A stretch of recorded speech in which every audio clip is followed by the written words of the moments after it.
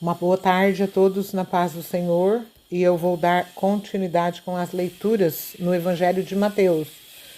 Hoje a leitura será feita dos versículos 16 ao 23. Temos 3 novos subtítulos.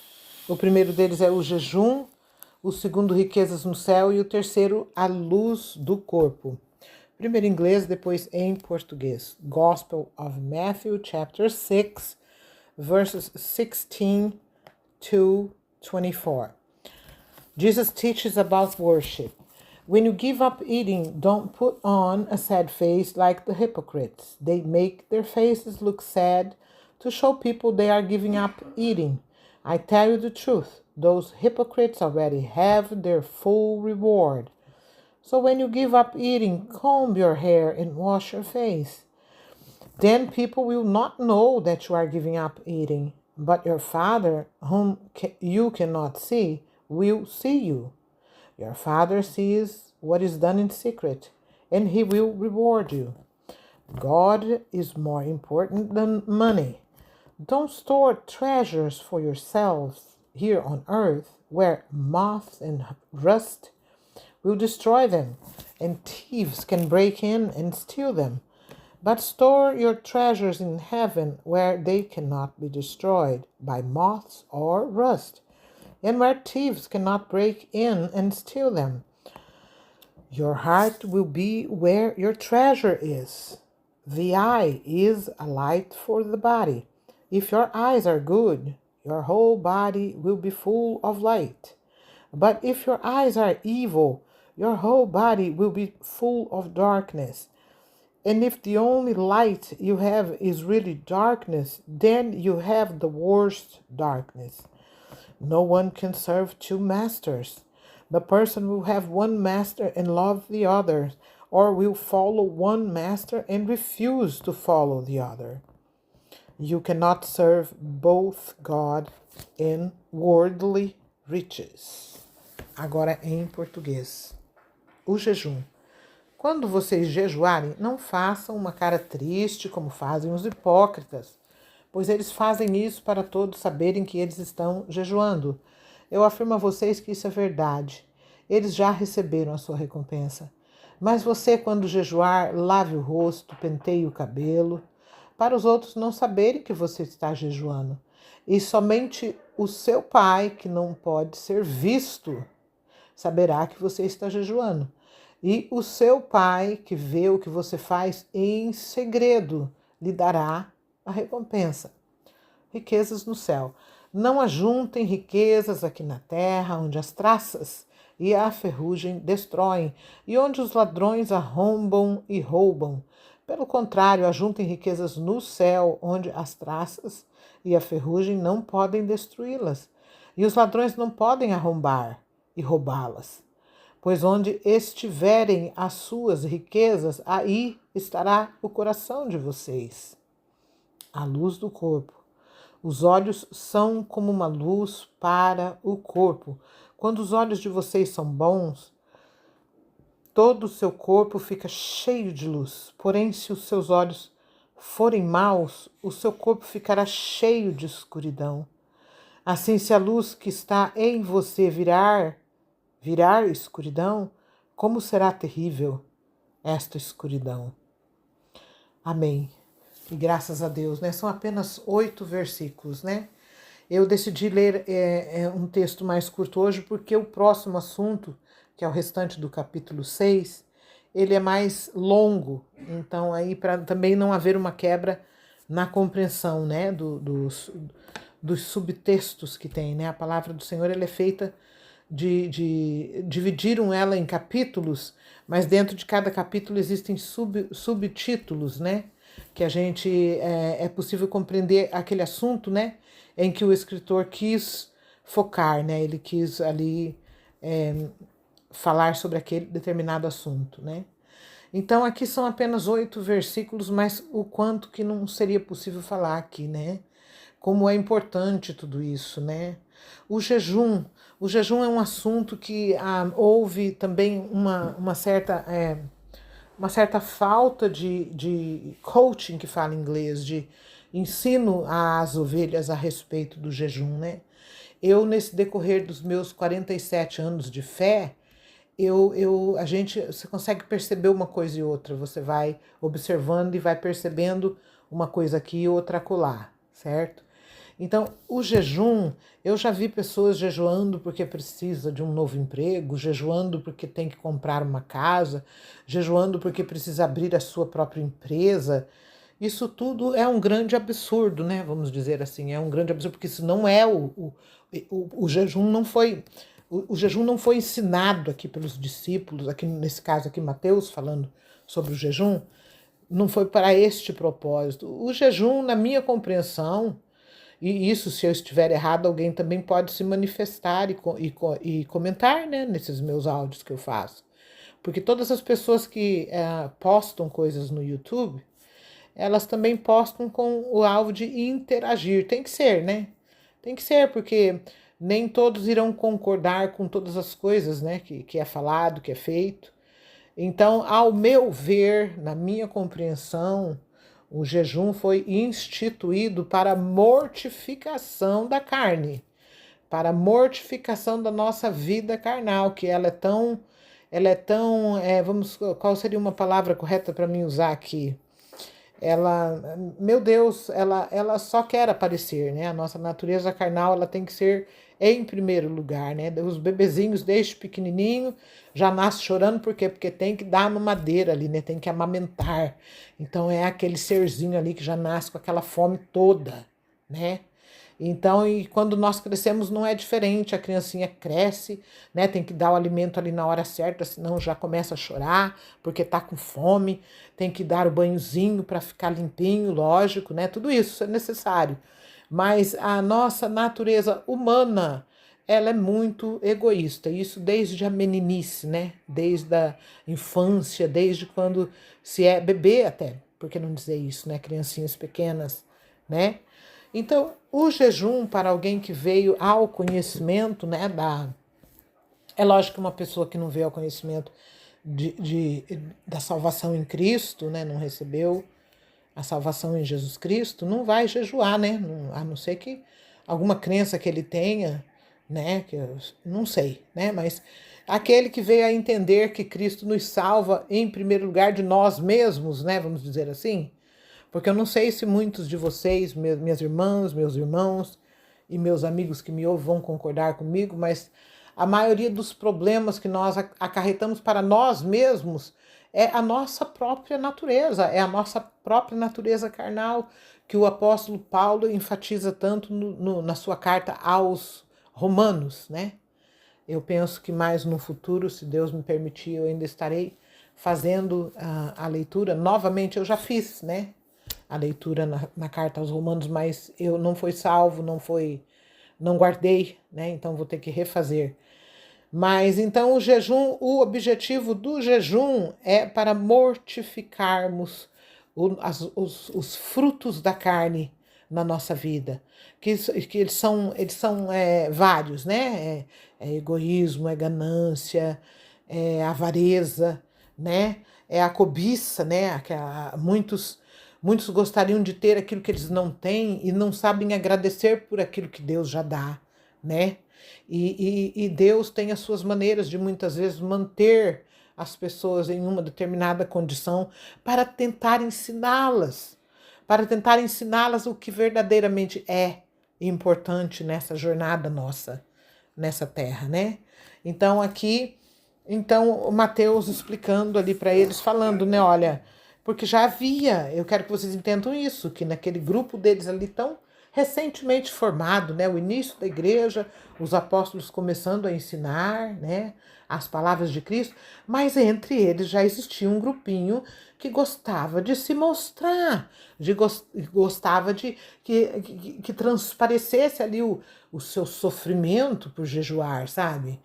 Então, pensa bem nisso, olha aqui, ele fala, né? Quando vocês jejuarem, não façam uma cara triste como os hipócritas, pois eles fazem isso para todos saberem que estão jejuando. Aí ele diz que afirma a vocês que isso é verdade, já receberam. Quer dizer que a recompensa que uma pessoa que faz isso precisa é só os outros olhar e falar, coitadinho, coitadinha. Nossa, que espiritual, ela está jejuando. Entendeu?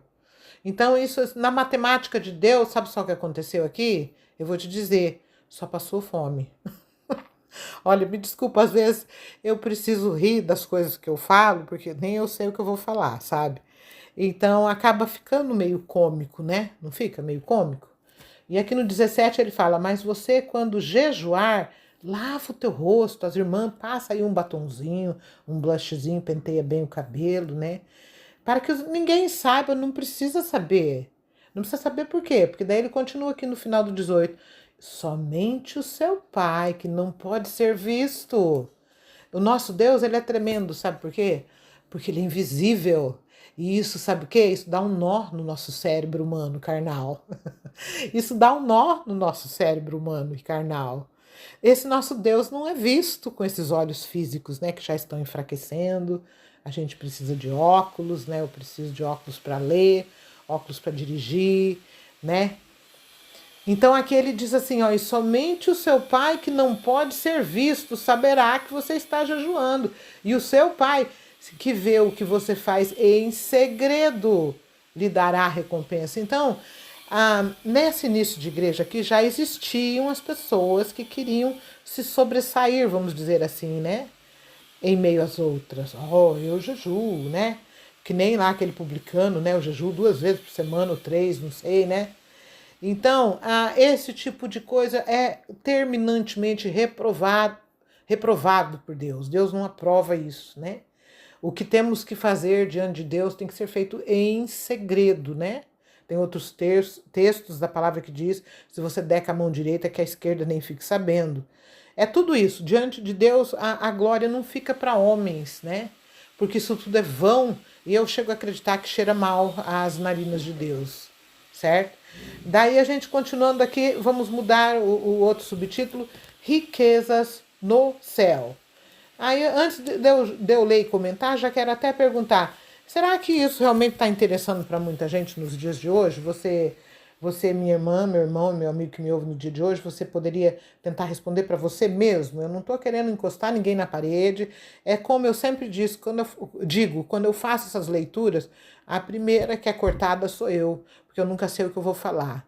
Será que eu vou começar por mim aqui, então, será que eu estou interessada nas riquezas no céu? Ou será que eu só estou pensando nelas aqui na terra? Né? Nós temos que meditar nisso, sabe por quê? Porque nada que ficou escrito na palavra do Senhor não é para ser considerado, não é para ser prestado atenção, e não é preciso parar ali e pensar naquilo. Então a primeira coisa que nós precisamos perguntar para nós mesmos: eu estou interessado nas riquezas no céu? Ou será que eu só estou pensando naquilo de riqueza que eu preciso aqui nessa terra, né? Então aí ele diz: não ajuntem riquezas aqui na terra, onde as traças, a ferrugem destroem, e onde os ladrões arrombam e roubam. Então, isso aqui são situações que nós sabemos que, infelizmente, acontecem, certo? Acontecem, muitas pessoas ajuntam suas riquezas na terra, muitas pessoas têm as suas casas roubadas, infelizmente, né? Isso acontece. E daí no 20, pelo contrário, ajuntem riquezas no céu, onde as traças e a ferrugem não podem destruí-las e os ladrões não podem arrombar e roubá-las. Então, o que vem a ser isso? O que seriam as riquezas no céu? Olha, pelos meus 47 anos de caminhada cristã, né, andando com Cristo, lendo a sua palavra, o que são as riquezas no céu? Olha, a nossa mente, ela precisa ser inundada, ela tem que ser regada, ela tem que ser alimentada, a nossa mente, com esta palavra, a palavra de Deus, porque nesses conselhos estão a vida, certo? Nesses conselhos estão a vida. Então, quando nós temos que ser ensinados e temos que regar os ensinos que nós aprendemos desta palavra com orações. Por quê? Porque os dias difíceis, eles irão vir para todos nós. Eu não sei se vocês já tiveram os seus próprios dias difíceis ou não, já passaram por ventos fortes em suas vidas. Nós aqui em casa já passamos por muitos ventos bem fortes. Assim, do tipo de achar que não poderia sobreviver, certo? Mas se as riquezas, nós não tivéssemos ajuntado riquezas no céu, ou seja, é como se fosse, vamos dizer assim, um depósito que nós fazemos, certo? Quando está tudo bem, continuar orando. Quando está tudo bem, continuar lendo a palavra do Senhor e aprendendo com os ensinos de Cristo, aprendendo. Por quê? Porque vai chegar ali uma hora, e por que não dizer todos os dias, nós precisamos desses ensinos. Nós teremos circunstâncias onde nós precisaremos usar o que nós colocamos em depósito. É como uma conta de poupança, vamos dizer assim, certo? Todas as pessoas deveriam pensar em ter uma conta poupança e economizar no seu dia a dia e colocar naquela conta poupança alguma coisa. Por quê? Porque nós não sabemos o que o futuro nos reserva, certo? Em uma situação de emergência, uma situação onde é preciso ter alguma coisa para poder solucionar aquela situação de emergência, aquele que poupou vai ter. Até mesmo a questão das virgens, né? Que nós vamos ler aqui também em Mateus, né? As 10 virgens. As 10 tinham as suas lâmpadas, até as que não eram prudentes. Mas só que as prudentes tinham o azeite em reserva. Então, quem não juntar as suas riquezas no céu vai incorrer em um perigo muito grande de quando o vento bater, porque é como eu disse, o vento vai bater nas vidas de todos. Não existe um único ser humano que pode bater no peito e dizer: eu vivi minha vida inteira só na abundância, nunca tive nenhum problema, não sofri nenhum medo, não passei por nenhuma enfermidade terrível, sabe? Não perdi nenhum membro da minha família. Isso não existe. Isso não existe porque pessoas grandes e de muito valor para Deus, que a gente lê em sua santa palavra, como Jó, né? Essas pessoas que eram, o próprio Deus deu testemunho da integridade deles, o vento bateu na vida deles e bateu de uma maneira terrível. Então, se Jó, por exemplo, não tivesse tido aquela comunhão que ele sempre fez questão de manter com o seu Criador, como que ele teria sobrevivido, né, àquela situação tão terrível que ele passou, né? Então isso aqui, esse tópico riquezas no céu, nós só temos aqui 3 versículos, é o 19, o 20 e o 21, né? Então no 21 ele ainda termina falando assim: pois onde estiverem as suas riquezas, aí estará o coração de vocês. Então, na verdade, se nós pararmos para pensar o que o apóstolo, o Mateus está tentando orientar os irmãos da igreja primitiva, aqui do início da igreja, era a respeito das suas próprias naturezas. Ele não chega a falar abertamente como o apóstolo Paulo vai vir a falar na carta aos Romanos. O apóstolo Paulo já recebeu de Deus assim, abriu a mais assim, né, uma cortina para ele, foi aberta mais para abordar realmente a natureza humana decaída e carnal de uma maneira mais clara. Porque nós temos uma tendência muito horrível, sabe, de achar que nós somos tão bonzinhos, sabe? É só porque nós nos arrumamos tão bonitinho, passamos perfume, estamos lá no culto todos os domingos, nós somos tão bonzinhos e tão perfeitinhos e que ninguém pode apontar nem um dedinho para nós que a gente não falha. Isso não é verdade e eu nem preciso dizer, né? Só nós sabemos quem nós somos dentro da nossa casa, debaixo do teto onde nós moramos, né? É como eu costumo dizer, eu nunca deixo de dar uma pincelada nisso em todos os meus áudios. Os níveis. É o teu nível pessoal em primeiro lugar, depois o familiar. Se você falhar no teu pessoal e no teu familiar, não precisa nem ir para a igreja mais. Porque para Deus não vai ter valor, certo? Nós temos que ser o que nós precisamos ser, primeiramente no nosso a sós com Deus, pedindo a Ele para nos ajudar, que nós venhamos a conseguir, pela Sua palavra e por Sua misericórdia, a nos despir de uma natureza humana comprometida com uma genética, com um DNA que não é bom, e que ele se implantou na raça humana por aquela desobediência, sim, lá no Jardim do Éden. Eu sei que existem pessoas que irão me criticar, já houveram, eu sei que tem, mas se não aceitar de mim, vai ouvir lá na frente, da boca de Deus, porque essa é a verdade. Porque se não fosse assim, do ponto, olha, pensa comigo, vamos raciocinar junto. Se do ponto ali que eu aceitei a Jesus, você aceitou Jesus, nós já se for, pum, igual uma varinha de condão, tum, bateu a varinha de condão na cabeça ali, oh, já ficamos perfeitinhos, lindos, maravilhosos, entendeu? Pensa comigo nisso. Para que é que Jesus ia ter nos dito que o caminho era estreito? Por que ele ia nos dizer que o caminho era estreito? Por que ele ia dizer para nós negarmos a nós mesmos? Entende? Ele falou com todas as letras. Hoje em dia, o que está faltando dos púlpitos das igrejas é isso. São ensinos práticos, porque muitos problemas que muita gente está tendo é porque elas são ruins, vamos falar a verdade. É porque é gente ruim mesmo. Gente egoísta que só pensa em si mesmo, certo? Essa é a verdade. Então, nós precisamos compreender que o problema, na maioria das vezes, somos nós mesmos. Somos nós que somos os problemas. Porque às vezes tem uma pessoa que reclama, mas meu vizinho, eu já conheci gente que falou isso, meu vizinho, não sei o que lá, não sei o que lá. Será que a pessoa também não andou se comportando lá de uma maneira errada para o vizinho, né, vir querer confrontá-lo, né, vamos dizer assim? Então, onde estiverem as suas riquezas, aí estará o coração de vocês. Então, o que seriam as nossas riquezas no céu? Nossas riquezas no céu é a graça e a misericórdia de Deus sobre nós, para que nós venhamos a estar diariamente nos despindo de uma natureza que nos cria problemas, né? Nos despindo dela. Nem sempre nós precisamos ter razão, sabe? É outra coisa que eu tenho aprendido nesse quase meio século de caminhada cristã. Nós temos uma tendência de sempre querer ser louvados, né?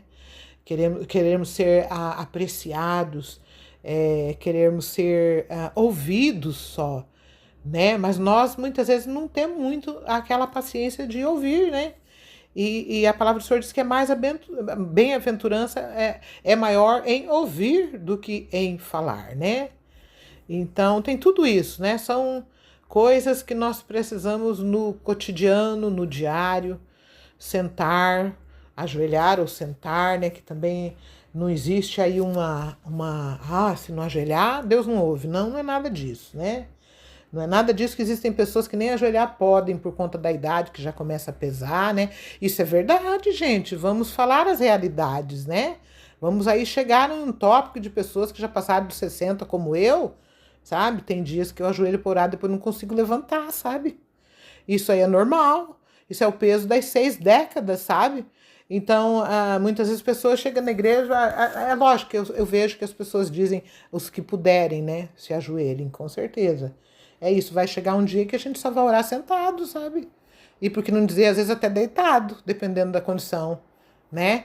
Então, nós precisamos ajuntar o nosso tesouro, as nossas riquezas no céu, né?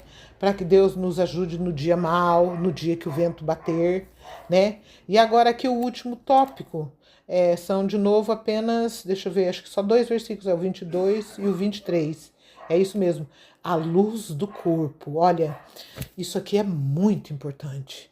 E são só 2 versículos.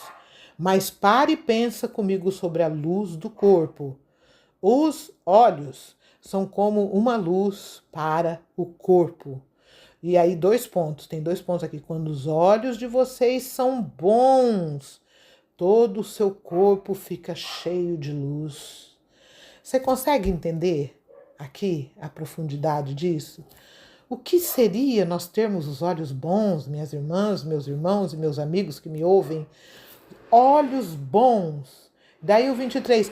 Porém, se os seus olhos forem maus, Então, o que, que me leva a entender disso daqui?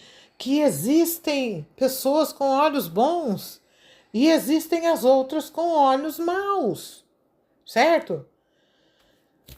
Porém, se os seus olhos forem maus, o seu corpo ficará cheio de escuridão. Escuridão. Escuridão é um sinônimo de falta de conhecimento, certo? E luz é um sinônimo de conhecimento. O que é esse conhecimento? Se não é o conhecimento dos ensinos de Cristo, da palavra do Senhor. Quem carrega esses ensinos em si mesmo vai ter os olhos bons. Vai ter uns olhos que carregam piedade, misericórdia nele, vai ter uns olhos de uma pessoa que é paciente, de uma pessoa que tem a habilidade pelo Espírito Santo de Deus de não responder rapidamente a alguma coisa que for falada. Porque os olhos bons é uma luz, luz é conhecimento. Que conhecimento? Conhecimento de entender que nós temos que ter cuidado. Como, né? Nós temos que ter muita calma ao responder, ao reagir e ao lidar com tudo que vem no nosso caminho para que a gente tenha que lidar, certo? Porque aqui a coisa é séria, dá a impressão que se você ler apenas assim rapidamente, olhos são luz, né? E tem olhos bons e tem olhos maus, né? E aqui, porém, se os seus olhos forem maus, o seu corpo ficará cheio de escuridão. De escuridão, o corpo vai ficar cheio de escuridão, cheio de falta de conhecimento, de não ter o conhecimento, né? E uma pessoa sem o conhecimento vai ser aí um alvo fácil, não só para pessoas más, porque infelizmente as pessoas más existem, né? Vocês concordam comigo? Tá cheio de gente ruim, né? Então as pessoas ruins gostam de pessoas sem conhecimento, porque elas conseguem driblar, vamos falar assim, facilmente uma pessoa sem conhecimento, né? Então aqui ele termina o versículo dizendo assim: se a luz que está em você virar escuridão, olha, isso aqui ainda fica mais sério ainda, isso aqui fica mais sério, olha. Se a luz que está em você virar escuridão. Então, existe um perigo. Eu estou entendendo isso aqui agora, eu não tinha nem pensado nisso antes, sabe? Existe um perigo de nós que dizemos que andamos na luz, nós que nos chamamos a nós mesmos de cristãos, de crentes, né? De evangélicos, né? Existe um perigo dessa luz virar escuridão. E como que a luz que está no crente, ou está no evangélico, ou está naquele que se diz que serve a Deus, vira escuridão? Quando você abandona o conhecimento. Se você começar a aderir a ensinos e pregações que não são aquelas que o Jesus ensinou, certo? Teorias de prosperidade, teorias de você dá 10, Deus te dá 100, entendeu? Se você começar a comer isso, a tua luz vira escuridão. A nossa luz vira escuridão. O que se recebe em púlpitos de igrejas tem que ser alimento para nós podermos aprender a nos desvestir da nossa natureza ruim, da nossa natureza humana, egoísta, que tem os olhos que são escuridão, que são trevas, não são luz. Ninguém tem luz em si próprio. Não tem. Nós não temos. Nós já nascemos em trevas. E acho que quem falou isso foi o próprio Jó. Ele nasceu em treva e em escuridão, a mãe dele lhe deu a luz. Acho que foi Jó que disse isso, não tenho certeza, mas eu tenho quase certeza, vou até procurar depois para me ter certeza. Quer dizer que em trevas nós nascemos. Em trevas nós nascemos. E não tem como ir contra, sabe? Não, tem pessoas que hoje em dia eles são como porcelana, infelizmente. Nós estamos vivendo em uma geração porcelana. Eu vou dizer isso porque é verdade. Uma geração porcelana, de gente que se ofende por tudo e por nada, certo? Se olhar torto, pronto, já está ofendido, entende? Isso tudo está errado, não vem de Deus isso daí, né? Então aqui ele fala assim, se a luz que está em você virar escuridão, como será terrível essa escuridão?